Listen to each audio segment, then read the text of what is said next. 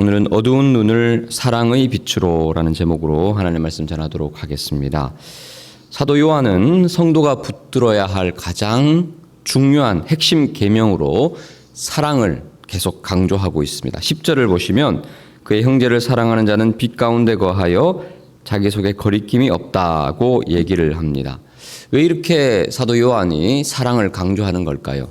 바로 사랑하는 예수님께서 십자가 지시기 전에 설교를 하셨는데 제자들에게 가장 많이 강조한 계명이 바로 세 계명인 사랑입니다.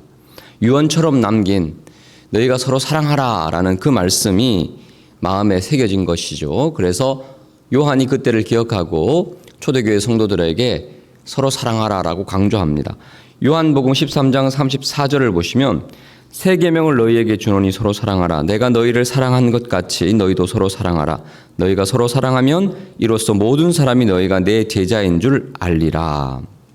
예수님의 제자다라는 가장 큰 특징은 서로 사랑하는 것입니다. 그래서 사도 요한이 새 계명, 즉 사랑하는 계명을 잘 지켜야 된다라고 강조를 합니다. 그런데 7절에 보시면 이것은 전혀 새로운 계명은 아니다라고 얘기합니다. 낯선 계명이 아니다라는 뜻입니다. 옛 계명, 즉 구약에서도 늘 강조해 왔던 계명이 바로 사랑의 계명입니다. 왜냐하면 10계명에서 1계명부터 4계명이 하나님을 어떻게 사랑하는가, 그리고 5계명부터 10계명이 사람을 어떻게 사랑하는가를 말합니다. 즉 구약에서도 하나님께서 사랑하라라고 말씀을 하셨습니다. 그런 의미에서 서로 사랑하라라는 계명은 전혀 새로운 낯선 계명이 아니라 옛 계명이기도 하다라는 뜻입니다. 그런데 8절에 보시면 그럼에도 불구하고 다시 요한이 새 계명을 쓴다라고 말합니다. 왜 옛 계명, 새 계명 같은 뜻하면서도 다른 것일까요? 다른 듯하면서도 같다라고 얘기를 하는 것일까요? 9절에 그 해답이 있습니다. 자, 9절을 같이 읽어볼까요? 시작. 빛 가운데 있다 하면서 그 형제를 미워하는 자는 지금까지 어둠에 있는 자요. 네, 빛 가운데 있으면서도 사랑하지 않고 형제를 미워하면 여전히 어둠 가운데 있다라고 얘기를 합니다. 그래서 10절에 그의 형제를 사랑하는 자는 빛 가운데 거하고 자기 속에 거리낌이 없지만 11절 형제를 미워하는 자는 어둠에 있고 어둠에 행하며 갈 곳을 알지 못한다고 말합니다. 왜냐하면 그 어둠이 그의 눈을 멀게 하였습니다 라고 얘기합니다. 예를 들어 밤에 길을 걸으면 앞이 잘 보이지 않죠. 그래서 돌뿌리에 걸려 넘어지거나 덫에 걸리기도 합니다. 걸림돌에 걸려 넘어지기도 합니다. 10절에 나오는 거리낌이라는 단어가 있죠. 이 거리낌이라는 단어 헬라어가 스칸달론이라고 하는데요. 이 스칸달론이라는 단어에서 우리가 잘 아는 스캔들이 나왔습니다. 덫에 걸려 넘어진다는 거예요. 저 사람이 정말 성공하는 것처럼 보이고 인생을 잘 사는 것처럼 보이는데 어느 날 스캔들에 걸려서 넘어집니다. 이게 바로 거리낌이라는 겁니다. 밤에 길을 걸으면 스캔들 때문에 넘어질 수 있습니다. 그런데 환한 대낮에 길을 걸으면 잘 보이기 때문에 넘어지지 않겠죠. 그런데 환한 대낮에도 스캔들에 걸려서 넘어질 때가 가끔 있다는 겁니다. 왜 그렇습니까? 눈 감고 걸으면 앞이 보이지 않는다는 거죠. 그게 바로 11절입니다.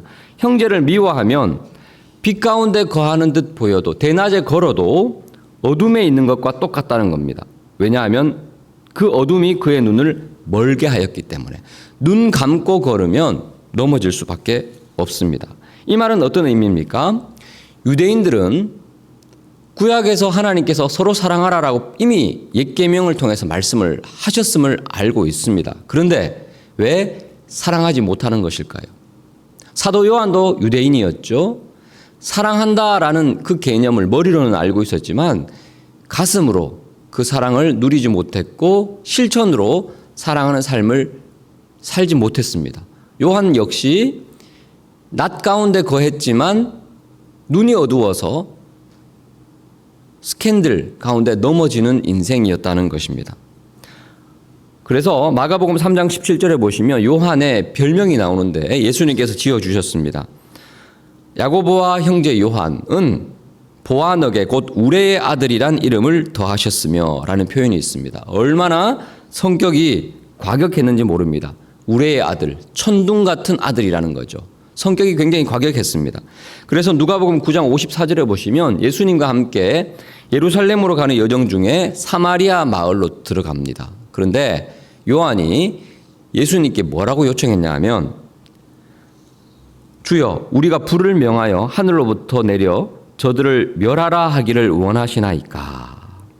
나와 같은 노선을 걷지 않고 나와 색깔이 다르다고 해서 내가 싫어하는 사람이라고 해서 예수님께 요청하는 겁니다. 예수님, 하늘에서 불을 내려서 저 사람들 다 죽여버릴까요? 라고 말할 정도로 과격했던 사람이라는 것이죠. 나와 조금 다르다고 해서 시기하고 질투하고 때로는 분노하고 불로 멸하려고 하는 그 사람이 바로 요한이었습니다. 머리로는 사랑해야 된다는 것을 알지만 가슴으로 그 사랑을 실천하지 못하고 오히려 미워하고 증오하고 시기하고 질투하는 것입니다. 그런데 오늘 7절을 보실까요? 동일한 인물인데도 뭐라고 말합니까? 사랑하는 자들아. 요한이 달라졌습니다. 그토록 사람을 미워하고 사람을 싫어하고 죽이려고 했던 그 사람이 사랑하는 자들아, 서로 사랑하자, 그 세 명을 지키자, 세 계명을 지키자라고 말할 정도로 사람이 변했습니다. 왜 그렇습니까? 요한은 진리의 빛을 통해서 빛 가운데 거하는 그 눈이 밝아졌기 때문입니다. 바로 예수님을 만났기 때문입니다. 예수님께서 십자가에 달려 자기 죄를 위해서 돌아가시는 것을 그 십자가 아래에서 똑똑히 지켜봤던 사람이 바로 사도 요한입니다. 사랑을 받아야지 사랑할 수 있습니다. 사랑을 충분히 누려야지 사랑을 흘려보낼 수 있다는 것입니다. 사랑을 모르는데 어떻게 사랑할 수 있겠습니까? 사도 요한은 머리로만 알던 그 사랑을 몸으로 직접 체험했습니다. 아, 예수님의 사랑이 나를 변화시키는구나. 그 사랑을 받으면 옛 계명에서 머무는 것이 아니라 새 계명, 예수님께서 직접 보여주신 그 계명을 나도 실천할 수 있겠구나. 요한복음 8장 12절에 요한이 이미 기록을 했습니다. 예수께서 또 말씀하여 이르시되 나는 세상의 빛이니 나를 따르는 자는 어둠에 다니지 아니하고 생명의 빛을 얻으리라. 요한은 사랑의 빛을 받습니다. 그래서 형제를 사랑하게 됩니다. 사랑의 빛으로 눈이 밝아진 것입니다. 주 안에 사랑하는 성도 여러분, 우리가 제대로 사랑할 수 없는 이유는 무엇인가요? 사랑해야 되겠다 머리로만 생각하는 이유는 무엇인가요?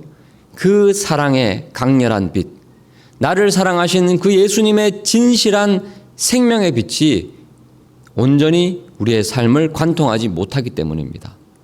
우리는 그래서 기도해야 할 것입니다. 주님, 주님의 그 놀라운 사랑의 빛으로 눈먼 내 눈을 밝혀 보여 주옵소서. 그 사랑의 빛으로 내 인생이 조금 더 새로워지기를 원합니다. 그 사랑 더 알기 원합니다. 그렇다면 주님, 저도 온전히 사랑을 흘려보낼 수 있습니다. 주님, 그 큰 사랑을 깨닫게 해주십시오라고 기도해야 할 줄 믿습니다. 사도 요한이 사랑의 사도로 변했던 것처럼 우리도 사랑의 사람으로 변화되어지는 놀라운 이 한 주가 되기를 예수 그리스도 이름으로 축복합니다. 기도하시겠습니다. 하나님, 어두운 내 눈 사랑의 빛으로 밝게 비춰 주옵소서. 십자가의 그 사랑 더 많이 깨닫고 알아서 많은 사람들에게 그 주님의 사랑을 흘려보내게 하여 주옵소서. 그런 교회 되게 하여 주옵소서. 계속해서 기도할 때 우리 네팔 선교, 필리핀 선교 위해서 기도하도록 하겠습니다. 많은 영혼들에게 주님의 참된 사랑의 빛을 잘 흘려보낼 수 있도록 붙잡아 주옵소서. 금요일부터 네팔 선교 일주일간 시작되고요. 필리핀 선교 다음 주 출발합니다. 어린이, 청소년, 교사, 교육자들 총 14명 무사히 잘 다녀오게 하여 주옵소서. 주의 이름 부르고 합심해서 기도하겠습니다.